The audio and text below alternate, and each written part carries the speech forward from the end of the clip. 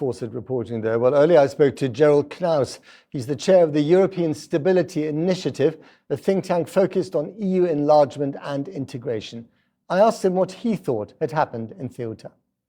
The number in the last 24 hours was bigger than all irregular migrants, all of last year, from all of Africa and Spain in 1 year. So this is not something that is slowly building up. It was an explosive development, and it has to have something to do with changes in the policy of Morocco. So you're saying the Moroccan authorities either allowed people to leave, might have been complicit in them leaving, turned a blind eye. What's going on? Listen, I don't want to spread news on things I don't know, but what we do know is that in 2021, something similar happened. 8,000 to 10,000 people crossed to Ceuta. I don't know what the reasons are this time, if there is a specific reason. But what we do know is that Morocco can stop such numbers of people getting into the water. Morocco can promise to take them back quickly.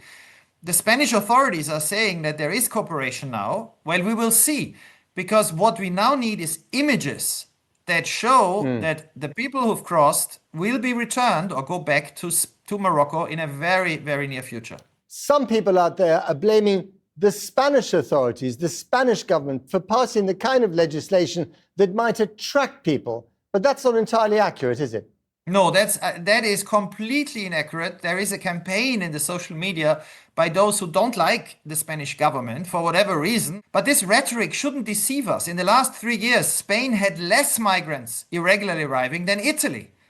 Spain also cooperated with other EU countries, taking back people who arrived in Spain and then went to France or Germany. Spain took them back. Italy didn't. So the idea that Spain is somehow weak on migration is completely wrong. So apparently 20,000 of the 60,000 roughly are in the process of going back to Morocco.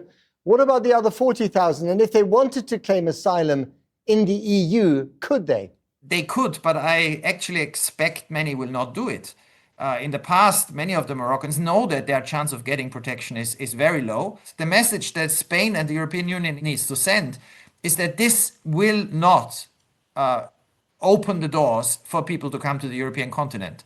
And the biggest mistake, and this is a mistake Spain, Italy, Greece, and EU countries made together in the last year, has been that they haven't worked on the kind of agreements that are now possible legally, safe third country agreements, where Spain and Italy and Greece could say from now on, anybody who comes like this will be sent back, and if not to Morocco, then to a safe third country.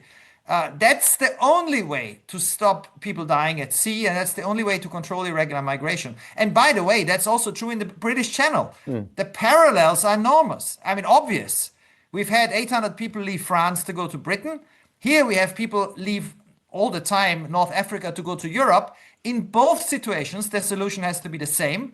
Make it futile to cross without violating human rights.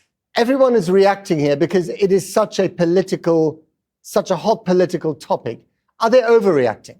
In the last half year, the total number of people who crossed from all of Africa and all of Asia to Greece, to Italy, to Spain, altogether was 50,000.